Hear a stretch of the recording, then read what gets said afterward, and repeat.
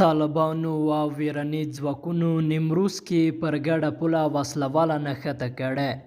افغان طالبانو تایید کړې ده چې چهارشنبه نیمروز ولایت کې له ایران سره پر ګډه پوله د طالبانو او ویرني ځواکونو ترمنځ وسله نښته شوې ده.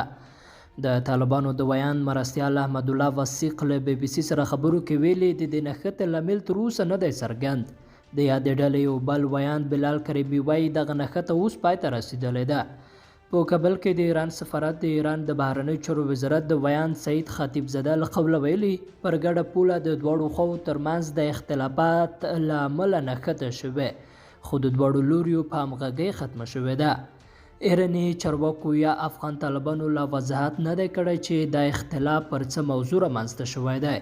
د تسنیم خبري اژانس چې د ایران سپاه پاسداران ډلې ته نږدې بلل کېږي د خبر تایید کړ او وایي نښته د شالیک سیمه کې رامنځته شوې ده. ځینې ناتایید شوي رپوټونه وایي چې د نښته کې ایراني ځواکونو ته مرګ ژوبله هم اوښتې. همداراز د ایماج خبري شبکې دا کړې چې له دې نښتې وروسته یو شمېر ایراني ځواکونه د طالبانو لخوا نیول شوي دي، خو تر اوسه خپلواکو سرچینو د ادعاوې نه دي تایید کړي. ایماج نیوز همداراز یوه ویډیو مخپره کړې او وایي چې د پیښې د صحنې ویډیو ده.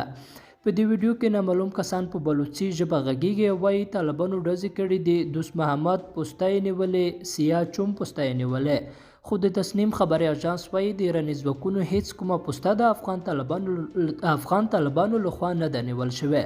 د افغانستان نیمروز ولایت د ایران له سیستان بلوچستان سره پر ګډه پوله پروت دی. پر دغه پوله د انساني قاچاق ترڅنګ د نشه یي توکو قاچاق هم کیږي او همداراز د افغانستان د هلمند او هیروز سیندونو اوبه هم له همدې سیمې ایران ته داخلیږي. په سیمه کې وچکلي، د اوبو کمښت او د قاچاقبرو فعالیتونه هم ستونزې دي چې له کبله یې پخوا هم د دواړو هیوادونو وسله والو ځواکونو ترمنځ د تاوتریخوالي سبب شوي دي.